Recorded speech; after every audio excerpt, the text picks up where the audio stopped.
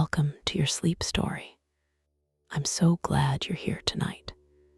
Whatever this day was, however long it felt, however much it carried, it is behind you now, completely behind you.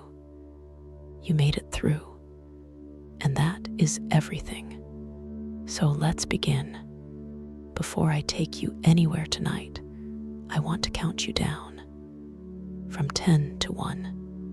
And as I count, I want you to allow yourself to sink just a little deeper into wherever you are right now. Feel the weight of your body. Feel what is beneath you, holding you. And with each number, just let go a little more. 10. Allow your eyes to close. Gently, completely. There is nothing you need to see right now. 9.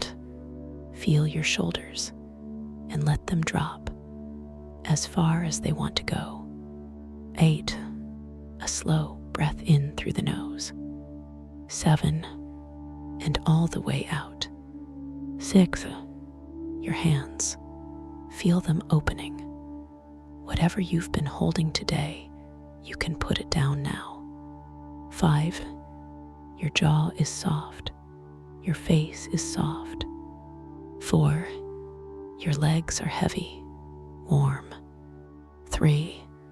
You're drifting, not asleep yet, but moving that way.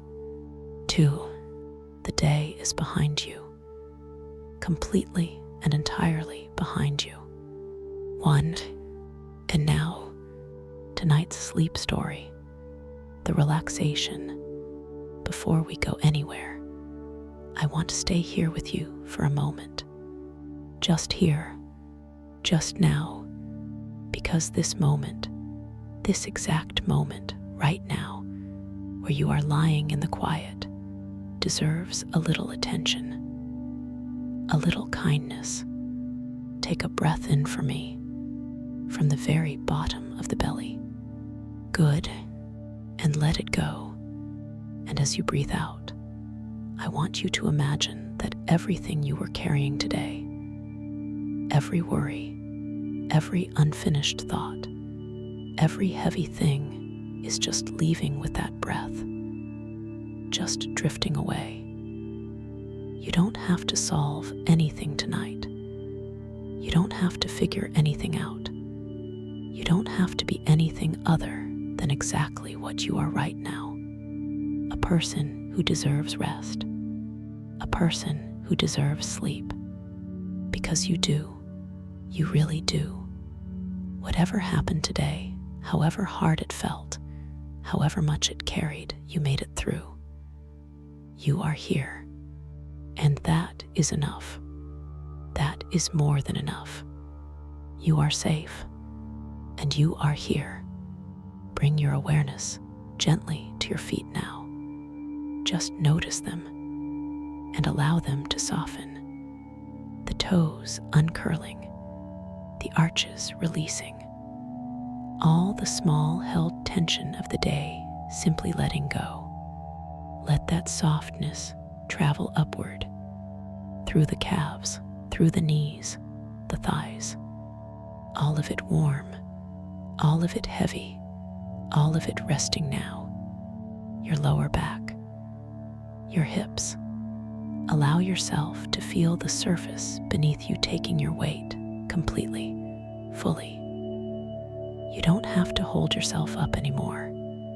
The earth has you. The forest has you. The belly soft. The chest soft. The heart beating steadily as it always has, as it always will. Your shoulders dropping, your arms heavy and warm, your hands open and still, the neck long and loose, and your face, let the jaw go. Let the forehead smooth. Let the eyes be completely still behind their lids. There you are, from the top of your head to the tips of your toes, completely soft, completely warm, completely at rest. You've done beautifully. Now, let me take you somewhere the pine forests of the Baltic coast stretch for miles in every direction, and the winter light comes in low and amber through a workshop window, and an old woman with steady hands holds a piece of fossilized resin 40 million years old up to a lamp, looking for whatever small, perfect thing might be sleeping inside it. Come with me. The road to the town. Imagine a road in Lithuania, the western region, the coast, and the inland forests just behind it. The Samogitian lowlands, where the land is flat and forested, and the air carries the particular, clean, resinous smell of pine that seems to settle more deeply into everything here than in almost any other forested region of Europe. The road runs through the trees, not a wide road, a narrow road of the kind that belongs entirely to its own particular stretch of country that exists primarily because the people who live along it need it, rather than because any large movement of goods or people has ever made it necessary for it to be wider. Pine trees press close on either side. Old pines, their lower trunks bare and reddish gray, the bark plaited in the characteristic pattern of mature Pinus sylvestris, their canopy high above the road, filtering the late afternoon light into something amber and fragmented, exactly the color the stone of the region is named for, and exactly the color that, for the past several thousand years, Baltic peoples have gathered from their beaches and their forests and worked into something both beautiful and deeply particular to this piece of the earth. Amber country. The forest thins slightly around a clearing. A small town emerges from the trees.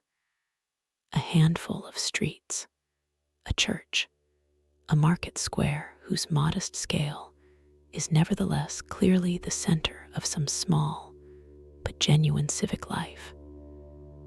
A scattering of wooden houses painted in the warm colors that Baltic vernacular architecture has always favored, ochre and terracotta, and the particular faded red that the local iron oxide pigments produce. And on one of the side streets, behind a garden gate through which the low evening light sends a long amber-colored shadow across the flagstones, a workshop, its window glowing. The town.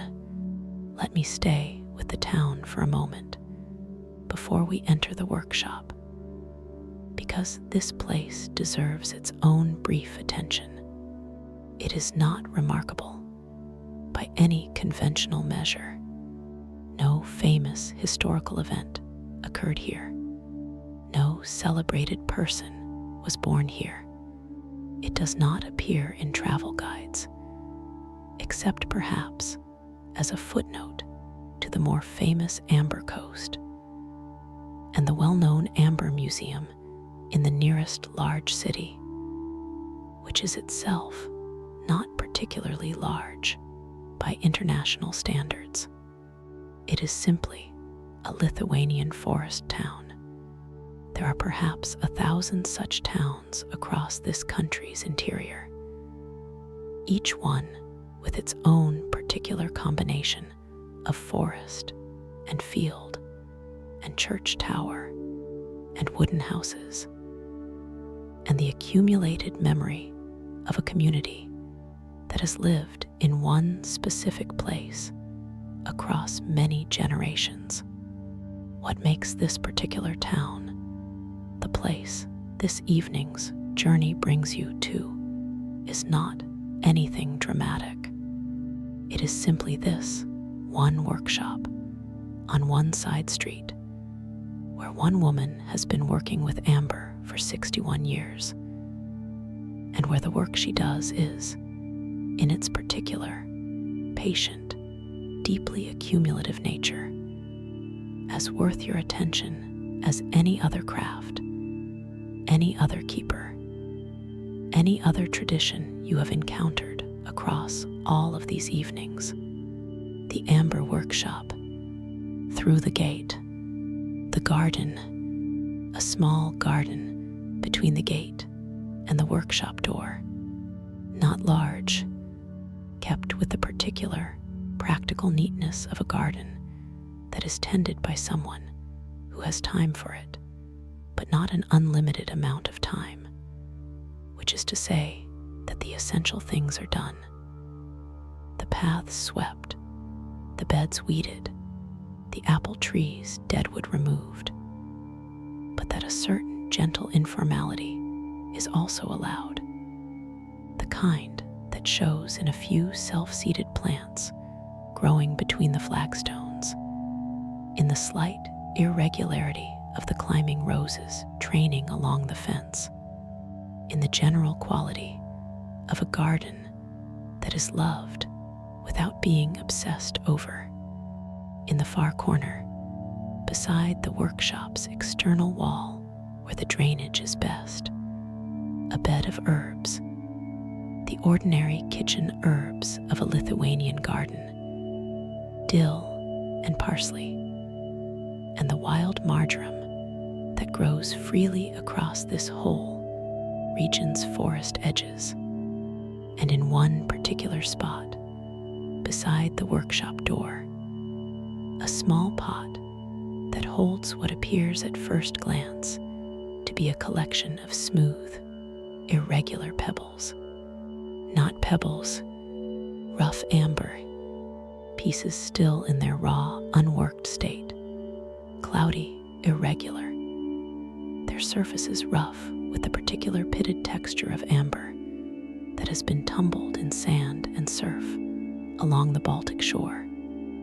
Set here, perhaps, because they were found interesting, or because they are waiting for some future consideration, or simply because it pleases Aldona to keep them here, at the threshold between outside and inside, the first thing she sees when she enters her own workshop each morning. You pick one up.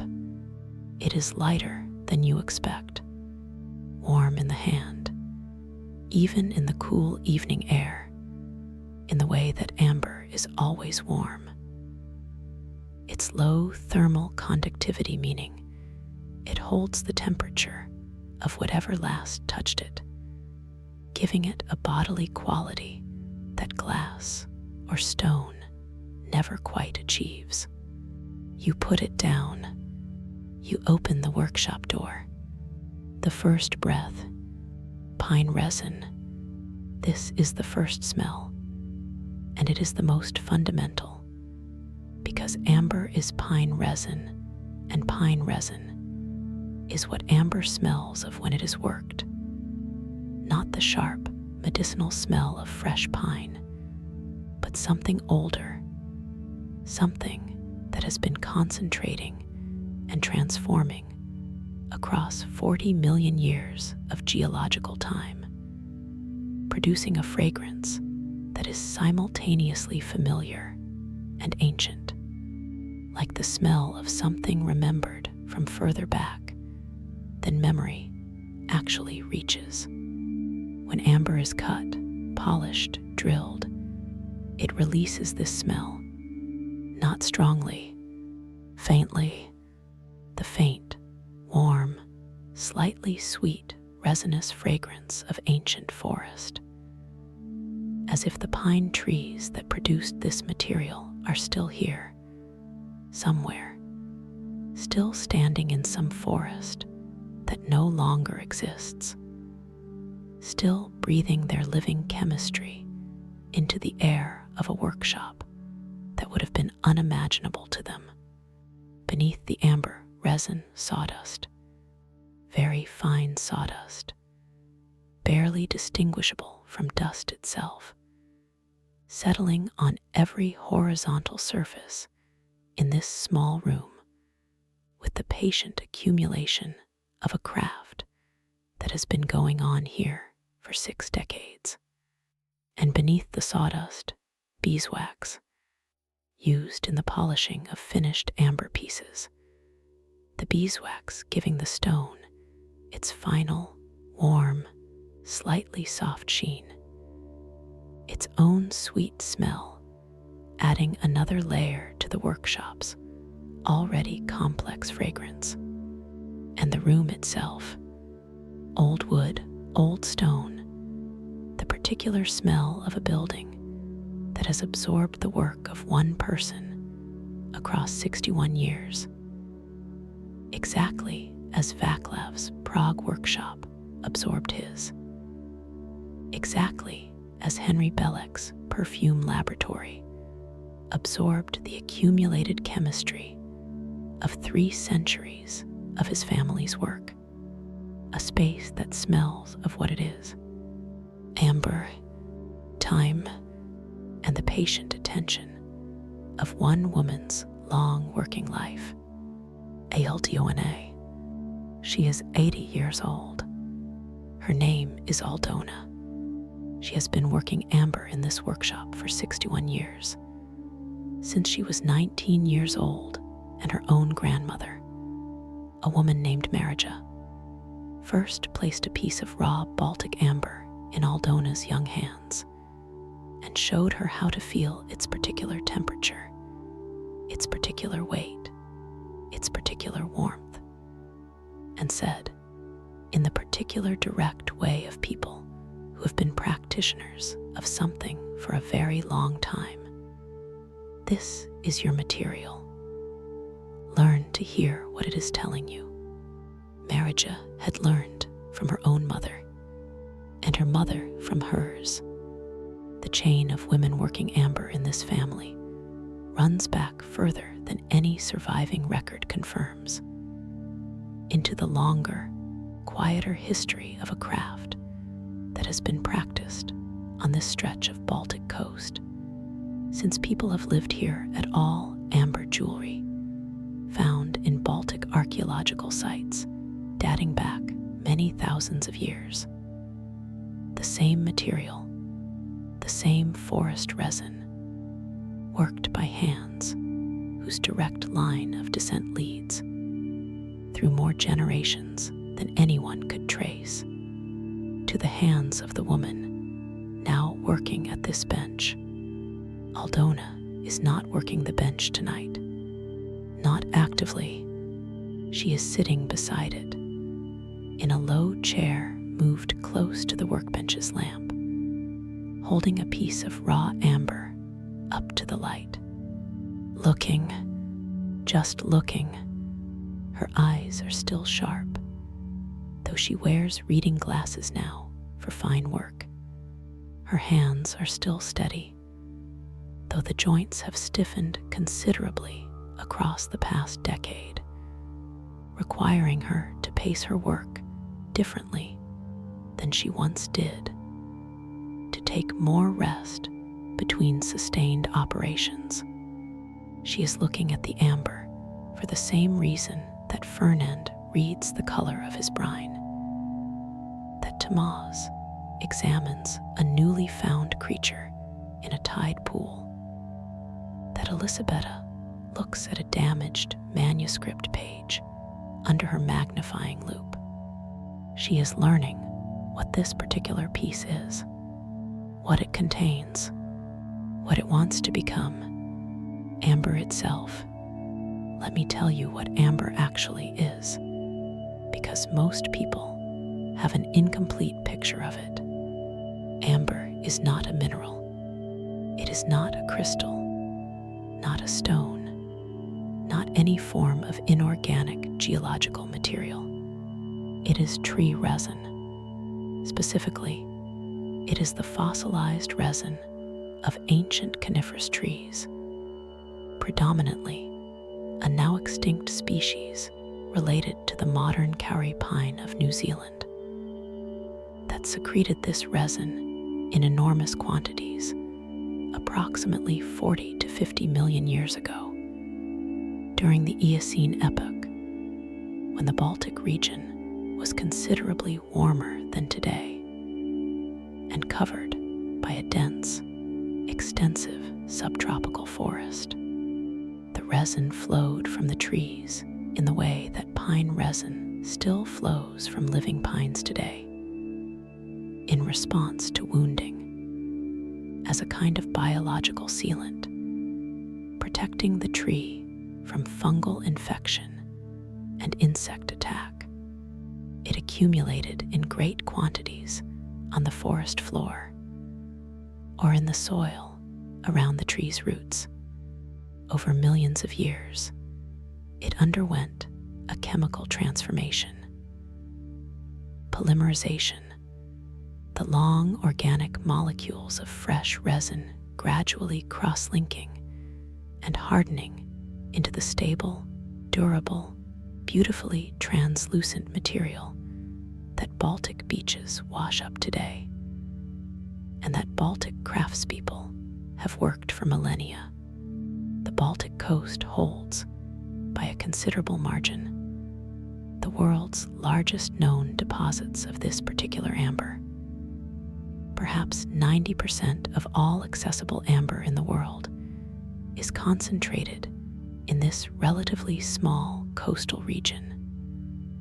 A geological accident of the particular conditions that prevailed in this specific location during the Eocene, making this stretch of Lithuanian and Latvian and Kaliningrad coastline one of the most amber-rich places on Earth.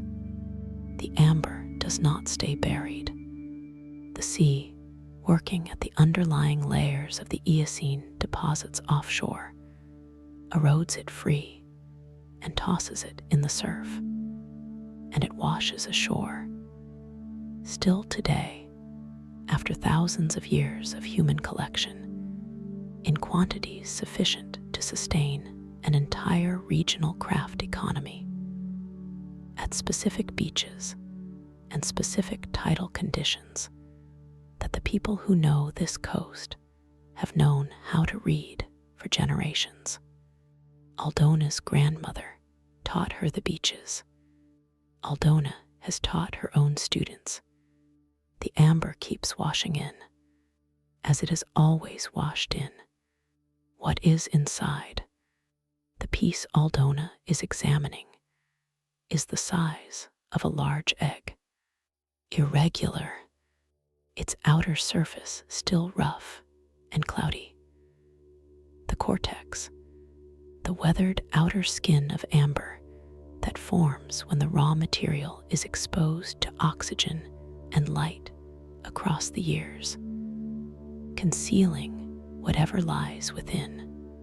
What lies within is the question. Raw amber, particularly the large, cloudy, cortex-covered pieces that wash ashore, is opaque to ordinary examination. You cannot see through the outer layer to determine what the stone's interior quality will be. Cannot see whether the resin solidified around any inclusions. Cannot see the clarity or the color of the material inside. You learn this only by working the stone, by cutting it, by observing in the fresh-cut surface what the interior reveals. Aldona has opened perhaps 20,000 pieces of raw amber across 61 years. She can read the outside with a reasonable accuracy, the particular quality of the clouding, the way the outer surface reacts to lamplight, the feel of the pieces, weight relative to its size. A particularly dense piece, heavier than its size suggests, often indicates a high concentration of the resin without air bubbles, which typically produces a clearer, more deeply colored interior, a piece with a particular quality of translucency at its thinner edges, even through the cortex, suggests an interior that will reveal itself as amber of good clarity. This piece, she turns it slowly in the lamp's light. Its edges, where the cortex is thinnest, show a faint glow, deep, warm, slightly reddish amber in color, the color of the darkest honey. She nods very slightly. There is something here, the INCLUSIONS. Sometimes, not often, but often enough that Aldona, across 61 years, has encountered it several hundred times. A piece of amber contains something other than simply fossilized tree resin, an inclusion, some small creature or fragment of plant material, or bubble of ancient air that was caught in the flowing resin at the moment of its original secretion, 40 million years ago, and has been enclosed in the hardening material ever since, preserved in extraordinary detail against all subsequent time, existing now in exactly the condition it existed in on the day the resin flowed around it and closed over it. Insects most commonly, gnats, midges, mosquitoes, ants, beetles, the small, flying and crawling creatures of the ancient Eocene forest that happened, by the particular bad luck of their individual trajectories, to land or walk directly into the fresh, sticky resin flow, trapped, enclosed, preserved with a fidelity that no other natural preservation process approaches, in three-dimensional perfection for 40 million years. The texture of their wings, the individual facets of their eyes, the hairs on their legs, the segments of their antennae, everything exactly as it was on the last morning of their lives, sealed away from any subsequent decay by the amber's own antimicrobial chemistry and its extraordinary stability across geological time. Aldona has found perhaps a dozen significant insect inclusions across her 6 decades of working amber. A spider complete with all 8 legs, a large fly in perfect preservation, a small beetle whose species, when she eventually had it examined by an entomologist at the regional university, turned out to be a form not recorded from any other amber collection. She keeps these pieces. She does not sell them. They live on a shelf in the workshop, in a row of small, carefully labeled glass boxes, each one holding its 40 million year old secret in the warm, amber-colored light of the workshop's lamp. She shows them to serious visitors, not to all visitors, only to those who have demonstrated, by the quality of their attention to everything else in the workshop, that they can receive what these pieces are offering. The working of amber. Let me describe what Aldona does with amber when she is actively working rather than simply reading a raw piece, because the process itself is as particular and as refined as any other craft you have encountered on these journeys. The first operation is cutting. Raw amber is cut using a small, fine-toothed saw. Aldona uses a jeweler's saw, the same delicate tool that a metalworker might use for the finest cutting of gold or silver. The blade moving slowly through the material, the amber releasing its faint resinous fragrance with each pass of the blade. The cut reveals the interior. This moment, the first view of the amber's interior face, freshly cut, its color and clarity, and any inclusions immediately visible, is the moment that Aldona has found most reliably satisfying across 6 decades of this work, the moment of revelation after the long, patient waiting of examining the exterior. She never quite knows for certain what will appear after 61 years.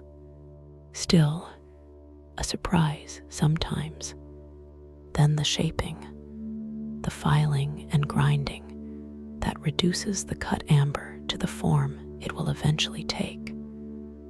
A pendant shape, a bead, a small decorative piece, each form chosen in response to what the particular piece's interior has revealed. A piece of exceptional clarity wants to be a pendant, its color and depth on full display. A piece with a beautiful inclusion wants to be a cabochon. A smooth, dome-surfaced, polished form that places the inclusion at maximum visibility within the finished piece. A piece with interesting surface texture in its polished cortex might be left partially in its raw state. The contrast between the worked surface and the natural outer skin itself, the design. The grinding uses abrasive papers of progressively finer grit, the amber moving through grades from coarser to finer in the same sequence that any lapidary work moves through. Each stage removing the marks of the previous stage and leaving in their place a slightly smoother, slightly more refined surface. The polishing, the final stage, the wood and felt buffs, the beeswax, the amber's surface going from the last fine abrasive papers, barely perceptible scratch pattern, to the characteristic warm, slightly soft, not quite glassy sheen that distinguishes polished amber from any other material. The warmth in the finished piece, the color deep and clear, the weight in the hand, lighter than stone, warmer than glass. The workshop's shelves, on the shelves that line the workshop's eastern wall, the finished work, pendants in various sizes and shapes, their amber colors ranging from the palest honey yellow to the deepest, richest cognac brown, with occasional pieces of the rarer color variations. Green amber, still warm, but tinged with something cooler and more mysterious. The color change caused by particular chemical conditions in the original resin or its fossilization. The very rare blue amber, which shifts color dramatically depending on the light angle, appearing almost ordinary in direct light, but revealing an extraordinary electric blue in certain indirect conditions. Beads carefully graduated in size, strung on their temporary cord, waiting for whatever final assembly they will be part of. The glass-boxed inclusions on their own dedicated shelf, their labels in Aldona's small, careful handwriting, and tucked between two larger pieces on the bottom shelf, something that does not look like finished work. A rough piece, uncut, kept here, not for commercial consideration, but because Aldona has been looking at it, on and off, for 3 years, without yet deciding what it wants to become. This happens sometimes. A piece that resists easy interpretation, that does not offer itself up immediately to any particular form. She does not force it. She simply keeps it here in her sight and looks at it occasionally and waits for it to tell her. It has not told her yet. She is in no particular hurry. The piece has been waiting for 40 million years. It can wait another season. The GRANDAUHTR. There is a young woman, Aldona's granddaughter, 23 years old, whose name is Rasa, who comes to the workshop on certain weekends, learning slowly what Aldona knows, not through any formal arrangement, not through any curriculum or schedule, simply by coming and sitting and watching, and eventually, gradually, being shown. Rasa is studying design at the university in the city. She is not certain she will spend her life working amber, but she is certain, and this certainty arrived, somewhat to her own surprise, the first time Aldona placed a raw piece in her hands and asked her simply to look at it, to tell her what she saw, that she wants to know what Aldona knows, that she does not want this knowledge to end with Aldona, that the possibility of this whole, deep, accumulated understanding of one very specific material being simply lost, because no one chose to learn it, is something she finds genuinely, personally intolerable. Aldona does not press her. She is not the kind of teacher who presses. She simply makes the workshop available and makes herself available and allows Rasa to come and sit and watch and eventually be shown. Exactly as Marija once allowed Aldona to come and sit and watch and eventually be shown.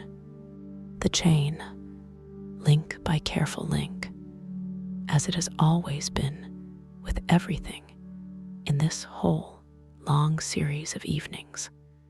The amber and the forest, the material on Aldona's bench came, ultimately, from a forest that no longer exists, a forest from 40 million years ago, standing in a landscape that was then subtropical, under a sky whose quality of light was different from today's, inhabited by creatures, none of which are alive anywhere today.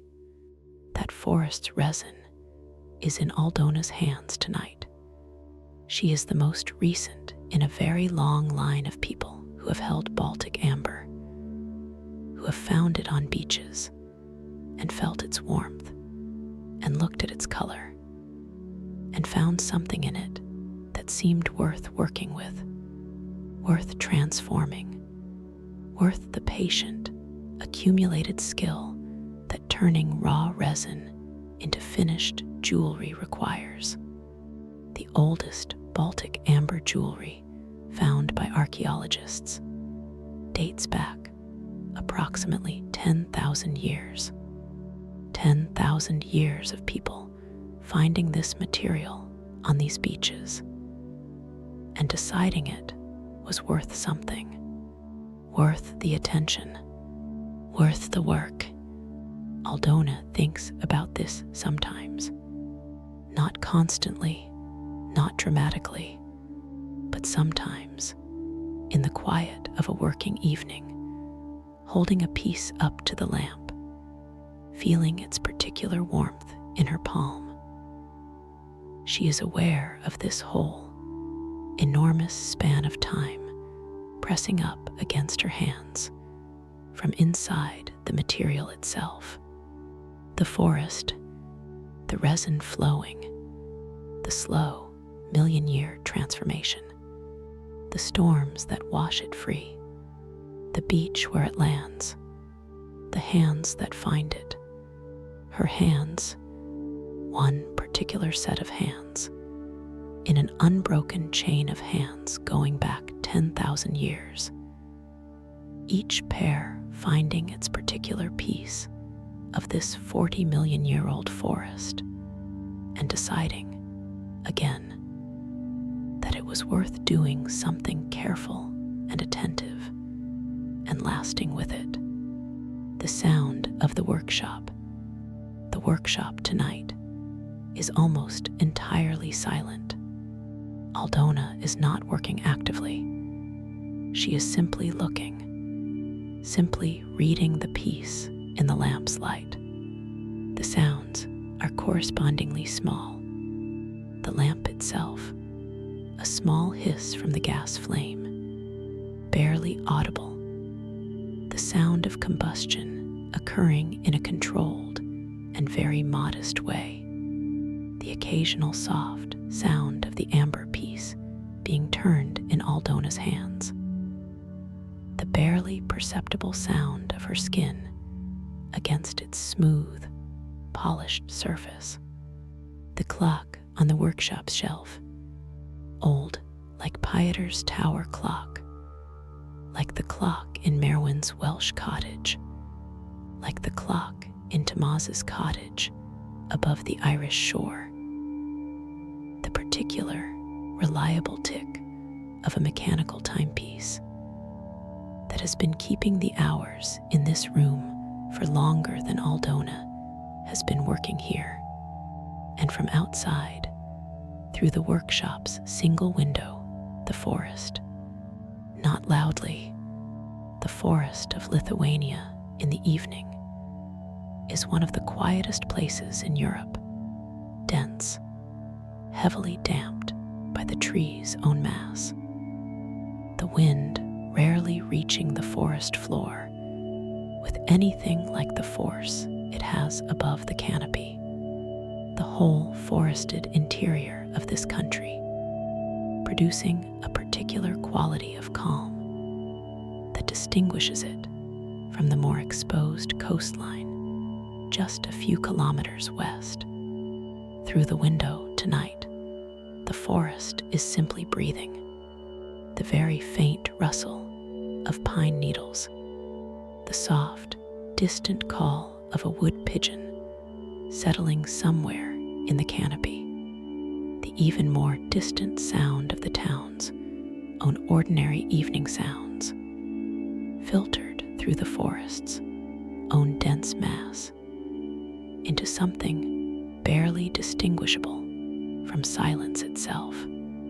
This is the sound of the amber workshop at evening. Almost nothing, and within that almost nothing, everything. What amber TACHES?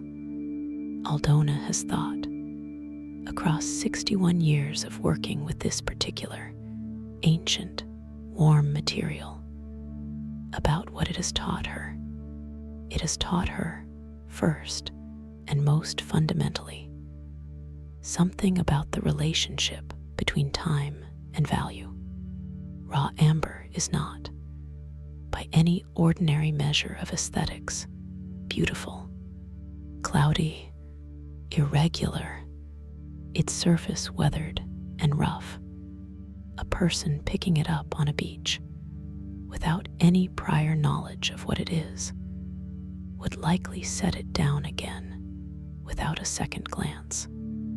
And yet, within that unprepossessing exterior, 40 million years of patient geological time have been producing something extraordinary. The clarity, the color, the warm living quality of the polished interior, possible inclusion of some tiny creature from a world that predates the earliest hominids by tens of millions of years. Amber teaches that genuinely extraordinary things often look, on the surface, entirely unremarkable, that the work of knowing what something actually is, as opposed to what it appears to be on first contact, requires exactly the kind of patient, attentive, accumulated knowledge that cannot be rushed and cannot be faked and has no shortcut. Aldona can read raw amber after 61 years of working it. She could not read it after 1 year, or 5, or perhaps even 15.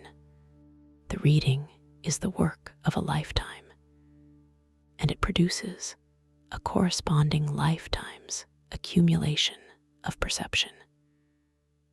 A way of looking at this specific material that is not general intelligence or general aesthetic sensibility, but something far more specific and far more slowly earned.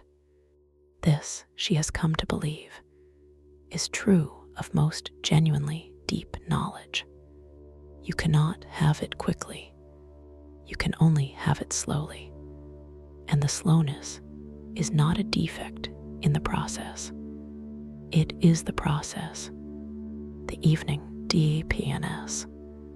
Aldona sets the amber piece down on the bench, not because she is finished examining it, because she needs the rest of the evening's quiet to continue whatever internal process the examination has begun. The way Fernand needs the overnight hours for the brine to continue its own invisible concentration. She will know more tomorrow morning. She always knows more in the morning. Sleep does its own work on these questions. She makes her tea. The kitchen alcove at the workshop's back corner, modest but complete.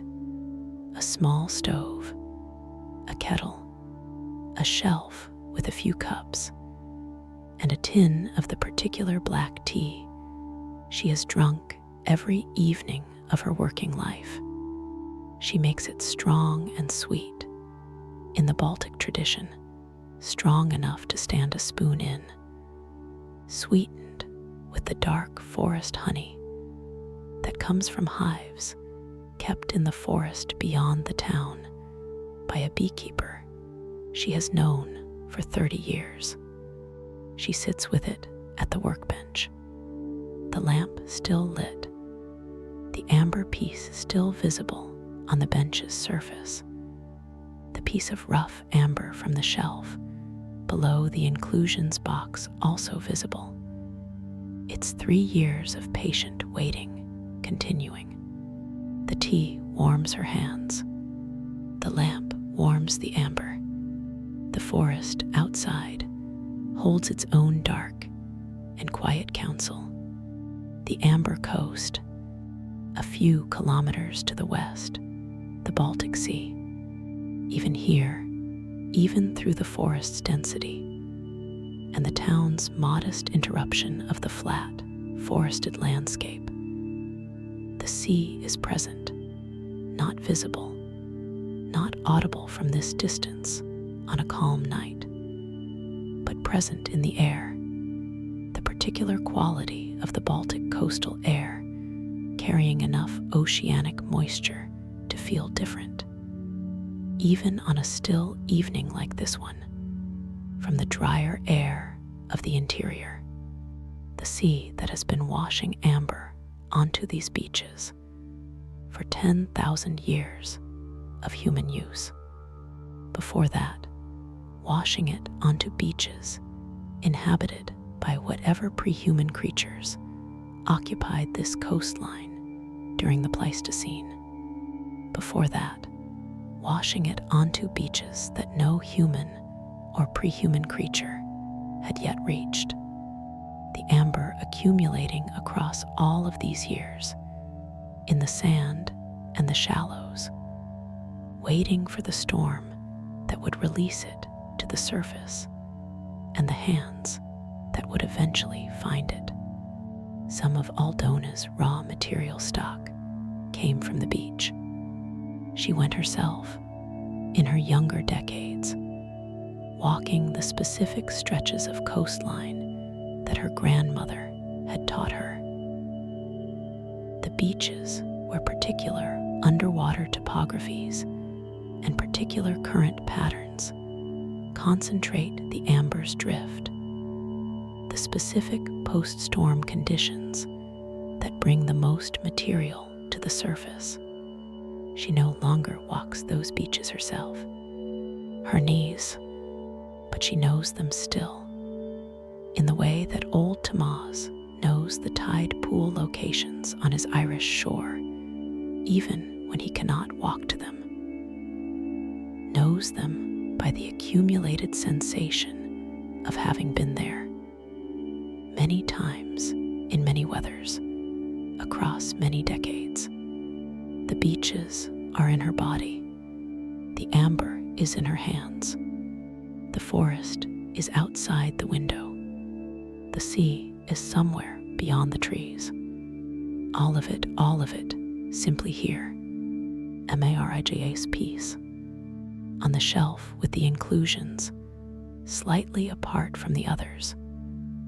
One piece that Aldona keeps not for its scientific interest, but for a different reason entirely.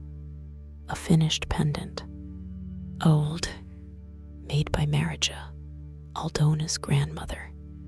The amber in it is a deep, warm cognac, polished to the characteristic amber sheen, set in a simple silver mount that Marija made herself in the years when she still did her own metalwork, as well as her amber work. No inclusion, no particular rarity, simply a beautiful piece, well made, by the hands of the woman who taught Aldona everything.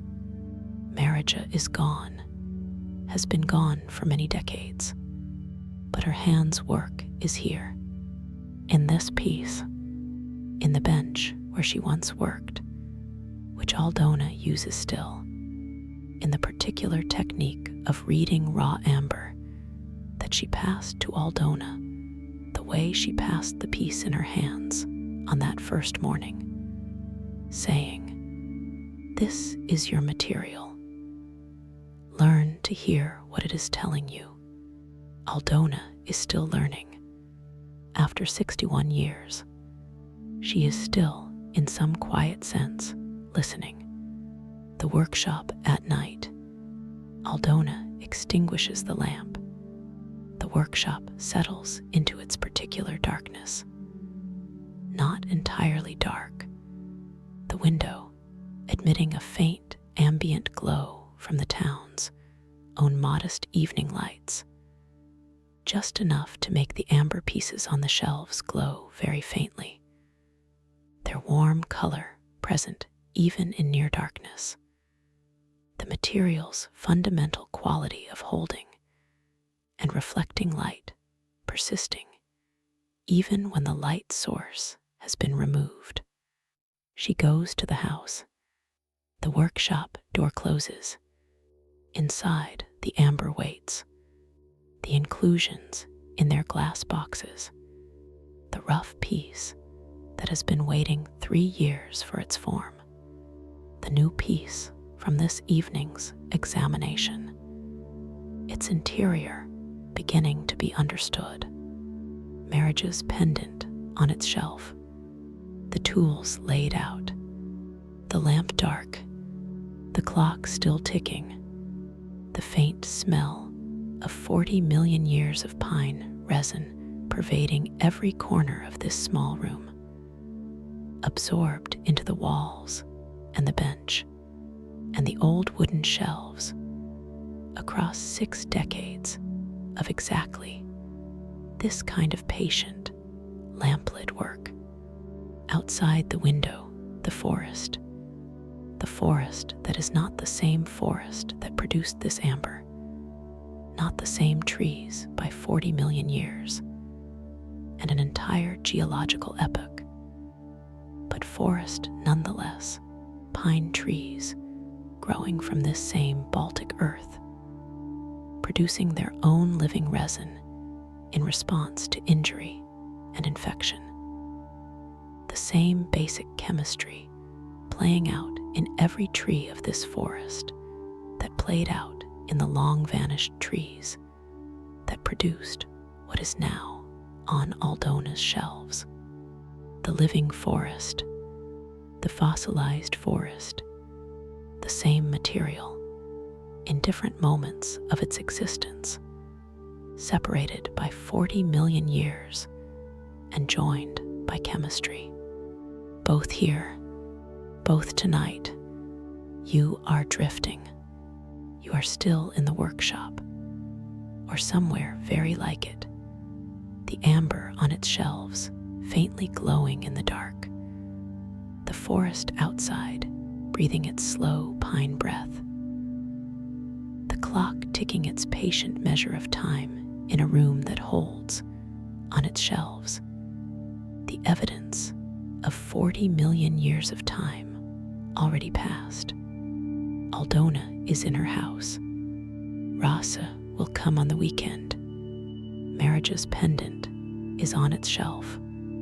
The rough piece is still waiting. All of it here, all of it holding you. Your breathing has slowed to match the amber's own deep geological patience. Not the patience of days or seasons or even lifetimes, but something vaster, something that makes every human concern seem, from within that perspective, both very small and very precious at once. This is what an amber workshop teaches, if you allow yourself to receive it, even only in imagination, even only for this one quiet hour before your own sleep arrives. That some things have been waiting an almost incomprehensibly long time to be found and known and held in careful hands. That the work of finding them and knowing them and working with them patiently and attentively across an entire human lifetime is one of the most genuine and most lasting things a person can do with the time they are given. That the warmth in your hand right now, the warmth you feel even without holding anything, simply the warmth of your own body, your own living chemistry, is not so different in its essential nature from the warmth that a piece of amber holds.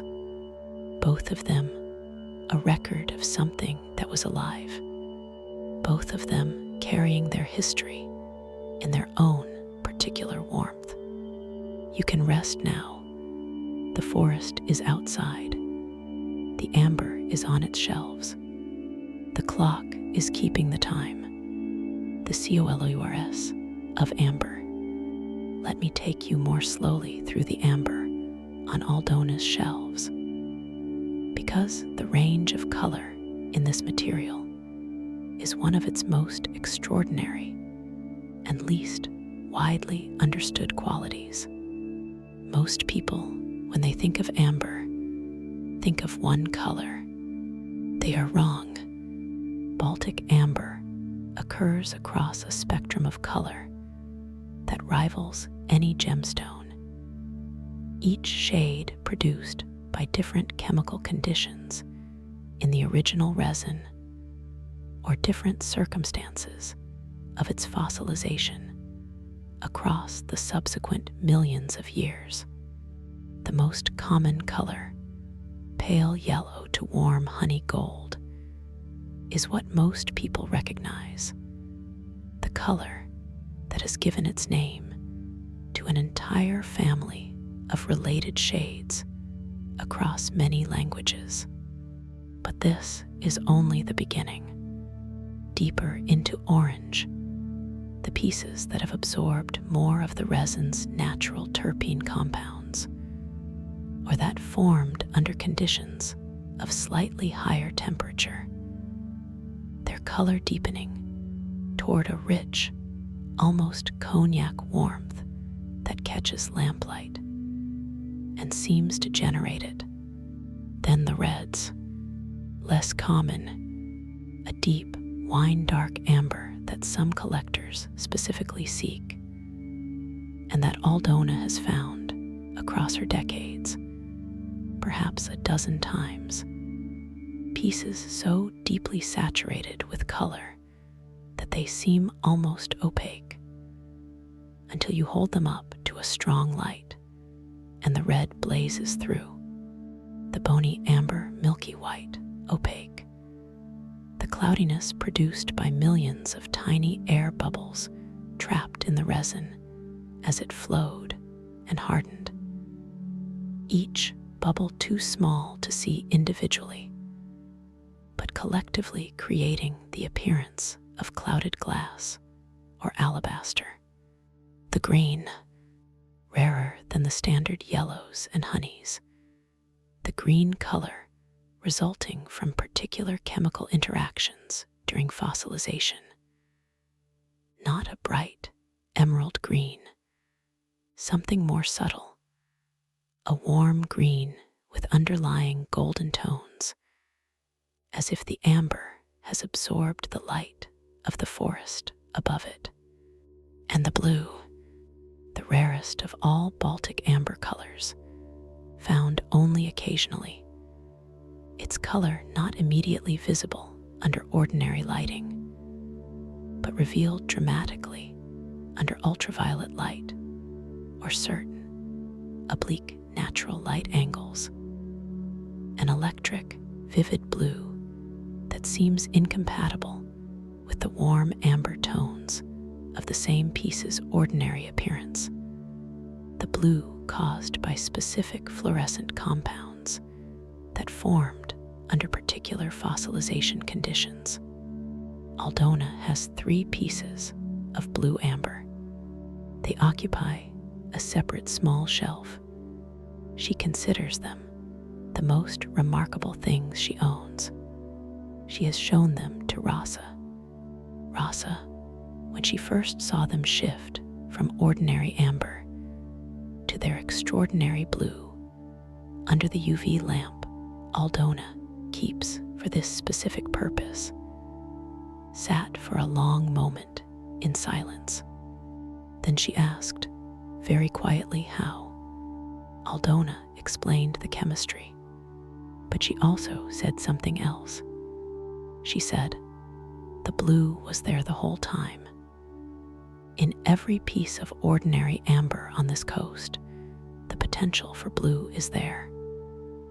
Most of it never finds the right conditions to express it.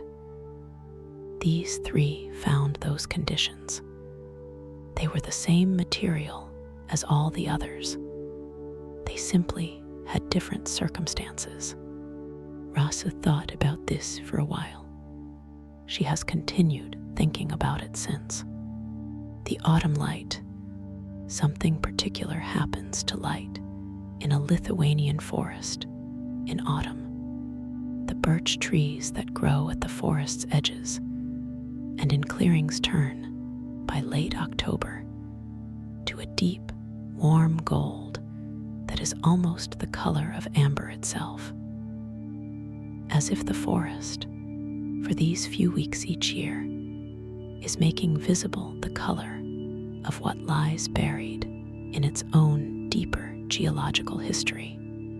Aldona has noticed this parallel her entire life. She has never said it out loud to anyone exactly, because saying it out loud would make it sound more significant than she intends, more like a symbolic meaning that she has imposed on a coincidence of color. She does not think of it as a symbolic meaning. She simply thinks of it as a pleasing fact. The way Fernand thinks of the rosé wine's color as a pleasing echo of his brine's color. The way Tanaka-san notices, without particularly remarking upon it, that the lavender's evening color and the surrounding landscape's evening color create something that exceeds the sum of its parts. The forest turns amber in autumn. The amber on her shelves is the color of the autumn forest, both of them in their different ways and their different time scales, the product of the same Baltic geology, the same Baltic light, the same ancient accumulated relationship between this particular piece of earth and the living things that have made it their home across a staggering span of time. The forest is amber. The amber is forest. This is simply true. The sound of the town, AT night. Let me draw your attention one final time before sleep to the sounds of the town outside the workshop window. The forest, primarily, as described. Its dense, damped quiet pressing up against the town's modest sounds from every direction. A dog, somewhere on the street that runs past the garden gate. Its barking brief and businesslike before subsiding. The church bell 3 streets away, marking 10 o'clock. Its tone not unlike the bells of Pieter's medieval tower, though considerably smaller, considerably less ancient. Its sound carrying perhaps half a kilometer before the forest absorbs it. A car very occasionally on the road through the town. Not many at this hour in this small place, and from one of the neighboring houses, just audible through the workshop window, the faint, thin sound of a television. Its tinny audio carrying less far than the forest absorbs it. Nothing intelligible, simply the presence of another person nearby, awake still in the ordinary way of evening. This is the sound of a small Lithuanian forest town at 10 in the evening. Quiet, not dramatically quiet, not the absolute, vast quiet of the Patagonian steppe or the remote Finnish lake, simply the ordinary, comfortable quiet of a modest place, mostly sleeping, embedded in a forest that has always made its own immense and gentle contribution to the silence. The amber on the shelves in the dark workshop needs no sound. It has its own, the faint, barely perceptible quality of a material that has absorbed 40 million years of the Earth's own deeper silences. A silence so deep and so long that the small sounds of this town, this night, this moment, register against it as no more than the briefest, lightest interruption. You breathe. The amber breathes in its own way. The forest breathes. The night continues. The last things. The workshop is dark and still. The amber glows faintly on its shelves. The rough piece continues its patient waiting. Marriage's pendant is on its shelf, its cognac color invisible in the dark, but present, warm, exactly as it has always been. The inclusions rest in their glass boxes. The spider, the fly, the unnamed beetle, each one 40 million years old, and preserved in extraordinary completeness, waiting in the dark with the same patience they have maintained across every moment of the 40 million years before tonight. Aldona is sleeping in her house.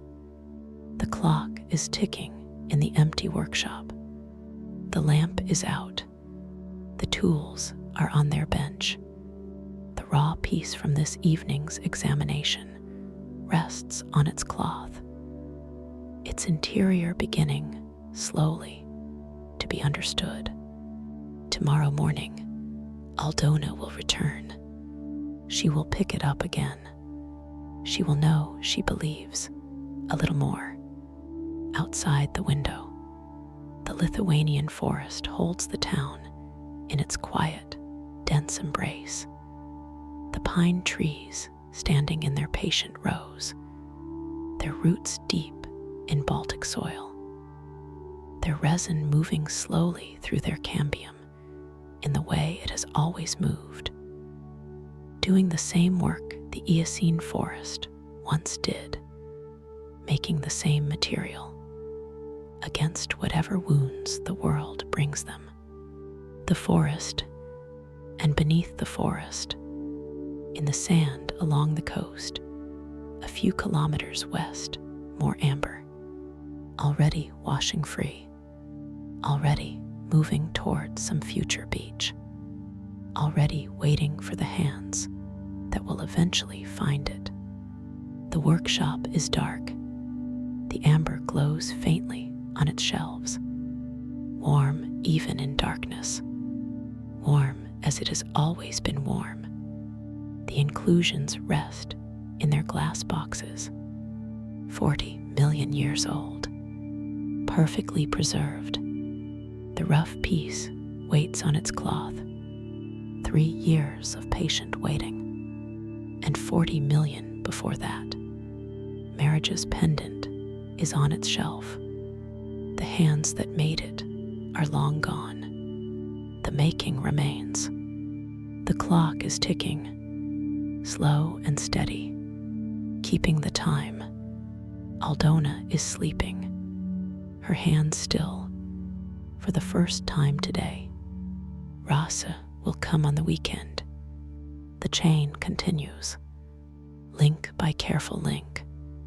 The forest breathes outside the window, its living resin moving slowly, doing what it has always done. The Baltic coast is a few kilometers west. The amber is still washing in, as it has washed in for 10,000 years, as it will wash in for 10,000 more.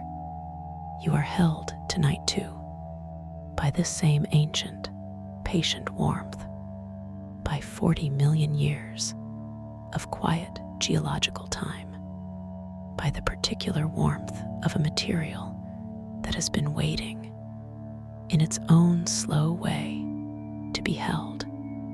You do not need to find anything tonight.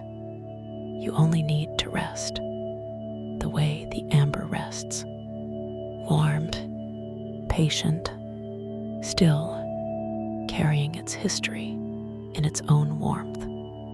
As you carry yours, you are safe, you are warm, you are held in the amber workshop, in the forest town, in the quiet Baltic night. The amber will keep its warmth till morning. The forest will keep its breath, and you can simply rest. Good night, dear friend. Sleep well, sleep deeply. Good night.